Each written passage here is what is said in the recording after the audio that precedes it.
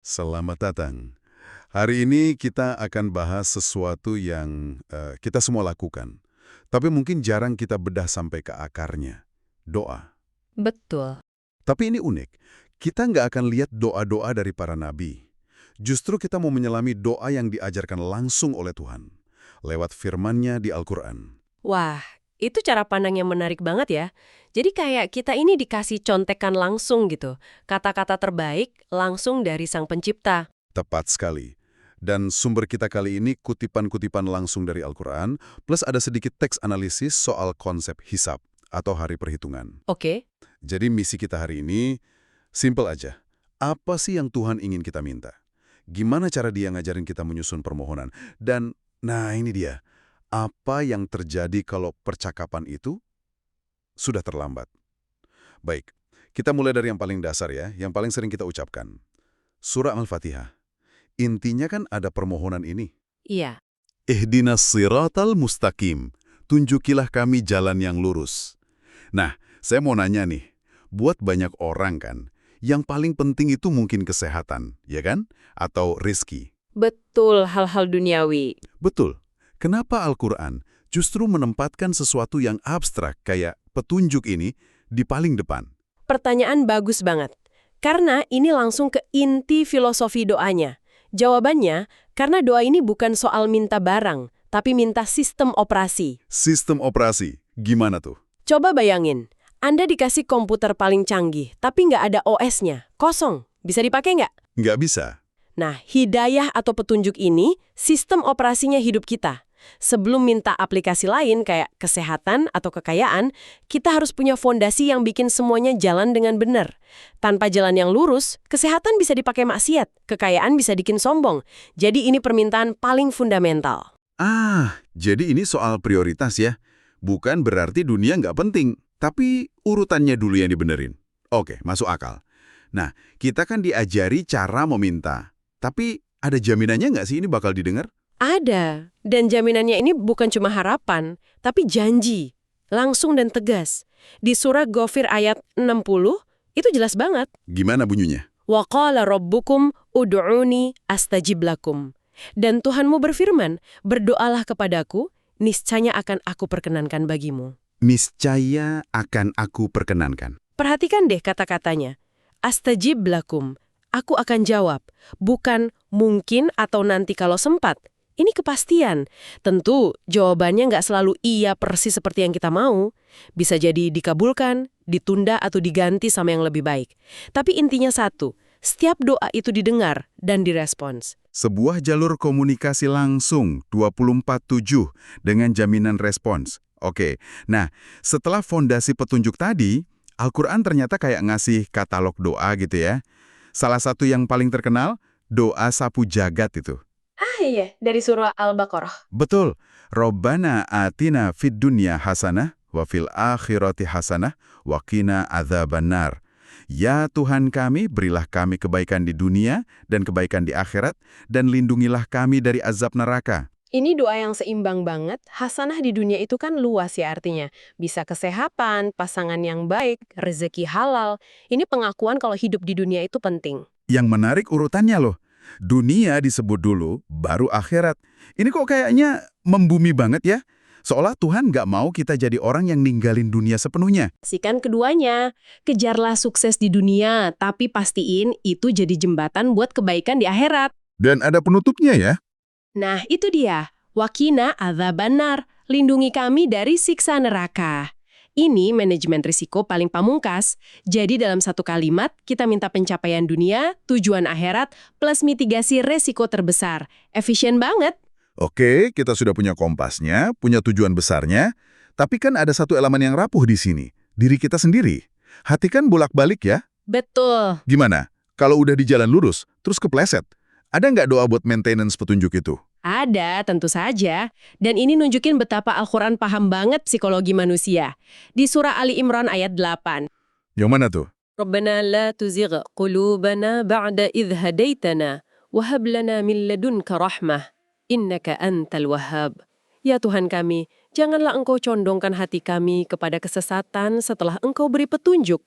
Jadi Ini nyambung banget ya sama Al-Fatihah tadi. Nyambung banget. Pertama minta petunjuk. Begitu dikasih, kita langsung sadar betapa lemahnya kita, terus kita mohon, "Ya Tuhan, jangan biarkan aku kehilangan aset paling berharga ini." Ini sebuah pengakuan kerentanan yang jujur. Ngomong-ngomong soal kerentanan, ada satu doa lagi nih yang rasanya paling jujur, paling rapuh. Dari akhir surah Al-Baqarah. Panjang, tapi tiap kalimatnya kena banget. Ah, iya, doa yang sangat komprehensif itu. Rabbana la tu'akhidna in nasina aw akhta'na. Ya Tuhan kami, jangan hukum kami kalau kami lupa atau salah. Terus, Rabbana wala tahmil alaina isron. Jangan bebani kami dengan beban berat. Dan puncaknya, wala tuhammilna ma la taqata lana bih. Jangan pikulkan pada kami apa yang nggak sanggup kami pikul. Ini kan kayak penyerahan diri total ya. Bener. Setelah mengakui semua itu, baru ada 3 permintaan terakhir.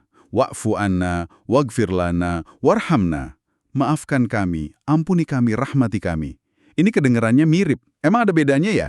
Beda, dan bedanya signifikan banget. Ini 3 lapisan yang makin dalam. Afu itu dari kata menghapus jejak.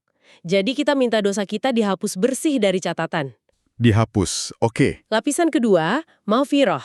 Dari kata yang artinya helm atau penutup. Minta dosa kita ditutupi biar nggak dipermalukan nanti. Jadi setelah dihapus, ditutupi juga aibnya. Betul.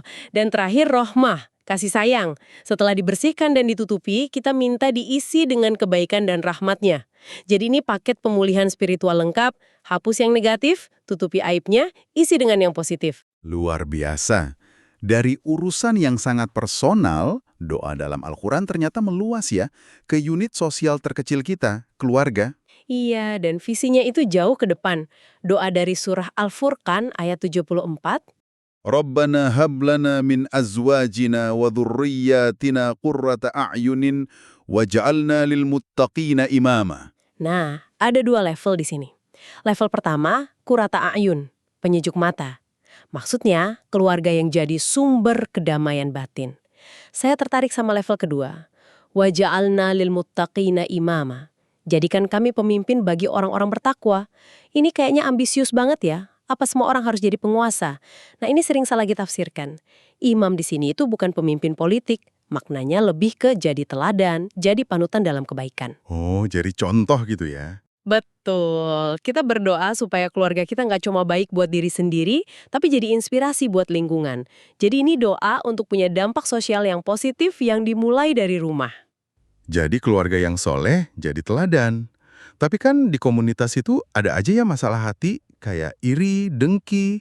Apa Al-Quran juga ngajarin doa buat ngatasin ini?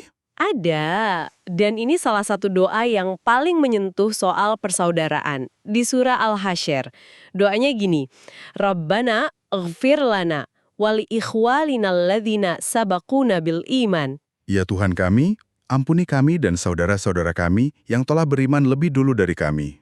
Wala taj'al fi qulubina ghillan lilladzina amanu.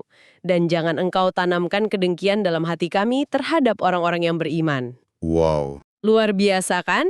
Kita nggak cuma doa buat diri sendiri, tapi juga buat orang lain yang hidup sebelum kita.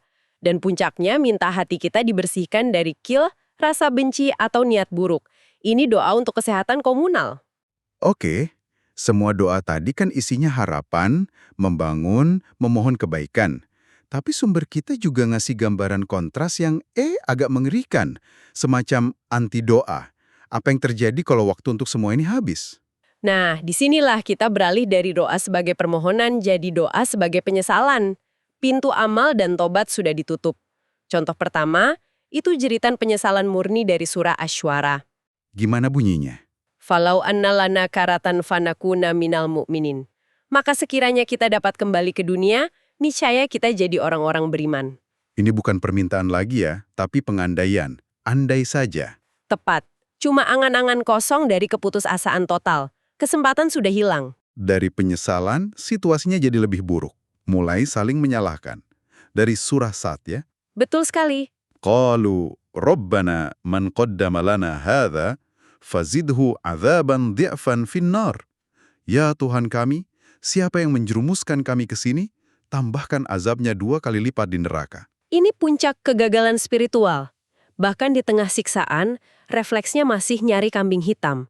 Masih pakai panggilan Robbana, ya Tuhan kami, tapi isinya kutukan. Dan yang terakhir, mungkin yang paling menusuk ya, kesadaran yang telat banget. Dari surah Al-Fajr. Satu kalimat pendek tapi maknanya dalam. Yaqulu ya laitani qaddamtu li hayati. Dia berkata, alangkah baiknya sekiranya dulu aku mengerjakan kebaikan untuk hidupku ini. Frasa untuk hidupku ini itu seolah dia baru sadar saat itu juga. Kalau kehidupan yang sejati itu ya yang ini, yang di akhirat, bukan yang fana barusan. Nah, di sini teks analisis tentang hisab jadi relevan ya. Sangat relevan. Semua seruan tadi itu gambaran verbal dari su'ul hisab. Audit amal yang hasilnya buruk. Ketika buku catatan ditutup, audit selesai, neracanya merah, ya yang tersisa cuma monolog putus asa ini. Ini doa yang nggak akan pernah dijawab. Jadi apa artinya semua ini bagi Anda?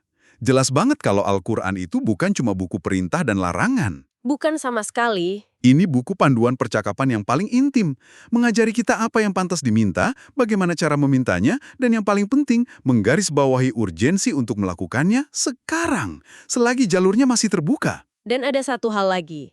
Keindahan dari doa-doa ini adalah fungsinya sebagai pendidikan. Dengan mengajarkan kita minta petunjuk, kepeteguhan hati, Tuhan itu sebenarnya lagi ngasih tahu kita, inilah hal-hal yang harusnya jadi prioritas hidupmu. Doa sebagai kurikulum kehidupan. Tepat, ini adalah kurikulum kehidupan dari Sang Pencipta. Itu cara yang sangat indah untuk melihatnya. Dan ini membawa kita pada pemikiran terakhir untuk Anda renungkan. Sumber-sumber tadi menunjukkan dua naskah percakapan.